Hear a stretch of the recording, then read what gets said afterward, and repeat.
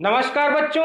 आज की क्लास में हम लोग पढ़ेंगे आपकी क्लास 9th की हिंदी बुक क्षितिज भाग 1 के चैप्टर 11 रसखान की सवैये के दूसरे भाग को, मतलब दूसरे सवैये को हम आज पढ़ेंगे। ठीक है। हम लोग पिछले वीडियो के पार्ट 1 में पहले सवैये को पढ़ चुके हैं और रसखान जी के बारे में जान चुके हैं। तो आज हम दूसरे सवैये को देखते हैं। दूसरा सवैया क्या है? याला कुटी अरु कामरिया पर राजती हूँ पुर को तजी डारो, आठाऊं सिद्धि नवो निधि के सुख नंद की गाई चराई बिसारो, रस खान कबो इन आखिन सौब्रज के बन बाग तड़ाग निहारो, कोटि के एकल धौत के धाम करीले के कुंजन ऊपर वारो। तो इसमें संदर्भ पहले की तरह ही लिखेंगे, चैप्टर का नाम, बुक का नाम और राइटर का नाम। इसके प्रसंग में पहले की तरह ही रहेगा, प्रसंग चेंज नहीं होगा। क्या लिखेंगे प्रसंग में कि प्रस्तुत सवैये में कविवर रसखान जी ने कृष्ण और कृष्ण भूमि के प्रति अपना अनन्य प्रेम व्यक्त किया है। ठीक है।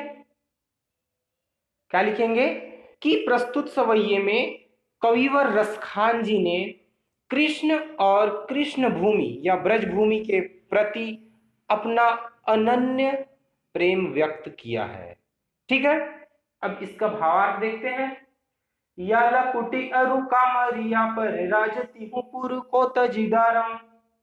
या लकुटी अरु कामरिया, लकुटी का मतलब होता है लाठी। क्या है? लाठी, जिस लाठी को कृष्ण जी पकड़ते थे। कामरिया का मतलब कंबल।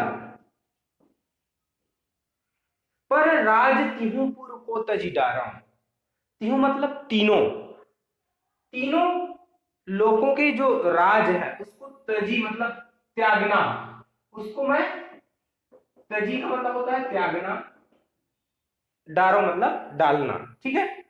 मैं बोलते हैं, रसखान कवि जी बोलते हैं कि अगर मुझे कृष्ण से संबंधित जो कोई भी कुछ भी चीजें हैं वो मुझे मिल जाती है, जैसे अगर कृष्ण की जो लाठी है और कृष्ण की कंबल वो मुझको मिल जाती है, तो मैं तीनों लोग की जो राज है, राजकाज है, जो शासन है, उसको भी मैं छोड़ दूंगा, उसको भी मैं त्याग दूंगा। अगर मुझको ये कहा जाए कि एक तरफ आपको कृष्ण जी का लाठी और कंबल मिले और दूसरी तरफ तीनों लोग इस संसार का, इस संसार के तीनों लोगों का राजकाज मिले, इस पूरे संसार का तीनों लोगों का जो है आपको शासन चलाने का मौका मिले, तो आप किसको चाहेंगे? तब वो बोलते हैं कि मुझको तो इन तीनों लोगों के बजाय सिर्फ क्या चाहिए? कृष्ण जी की लाठी और कंबल ही चाहिए।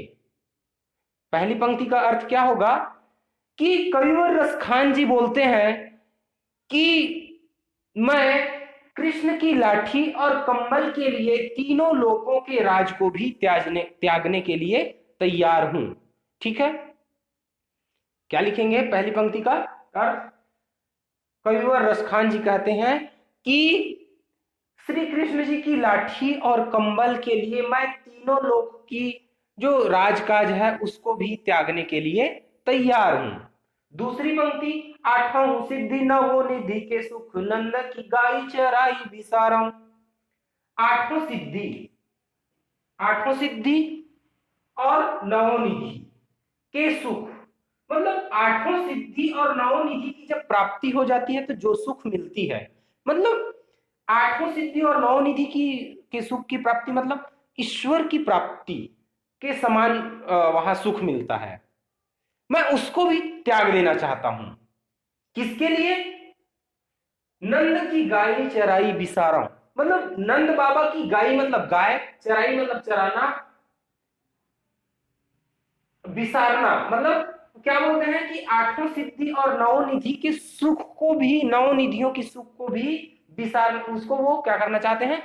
उनके सुख को वो छोड़ देना चाहते हैं। किसके लिए? अगर उसको नंद की गाय जो है चराने को मिल जाए तो। ठीक है।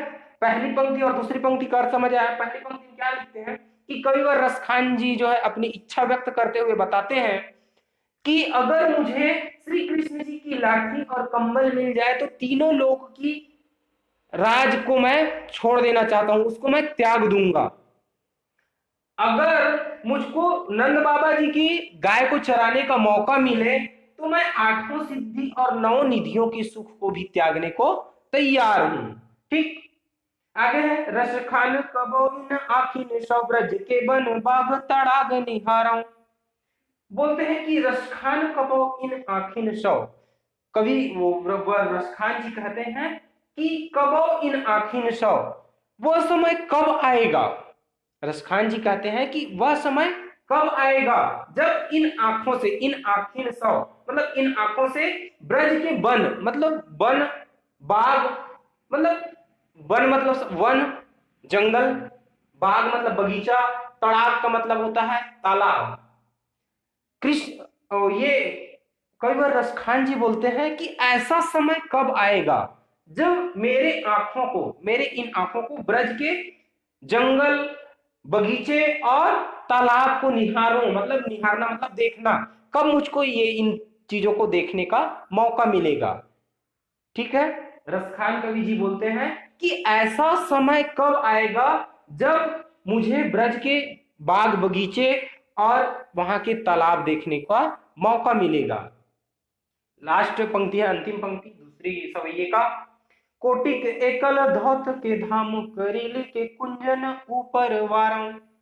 कोटिक का मतलब होता है करोड़ों, करोड़ों ना, कोटिक का मतलब करोड़ों, कल धौत के धाम, कल धौत मतलब स्वर्ण महल, करील के कुंजन ऊपर वारं मतलब वारना का मतलब उसको भी त्याग देना, उसको भी क्या करना, वारना मतलब छोड़ देना।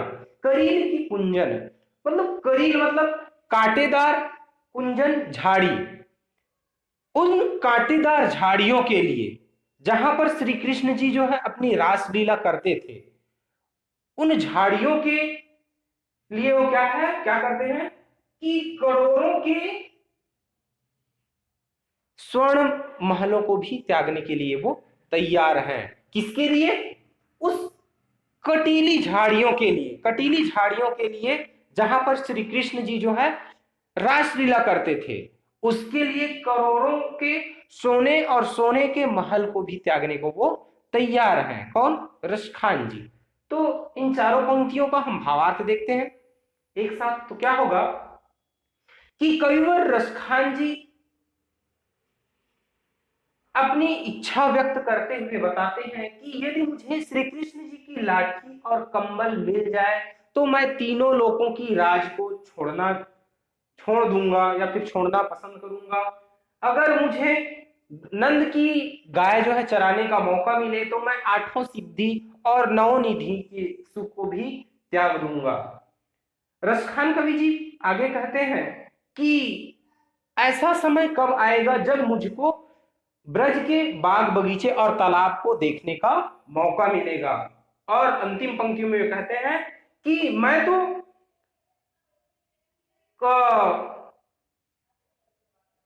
वहां की कटीली झाड़ियों के लिए जहां पर श्री कृष्ण जी जो है रासलीला किए हैं, उसके लिए करोड़ों के महलों, करोड़ों के स्वर्ण महलों को भी त्यागने के लिए तैयार हूं। ठीक है,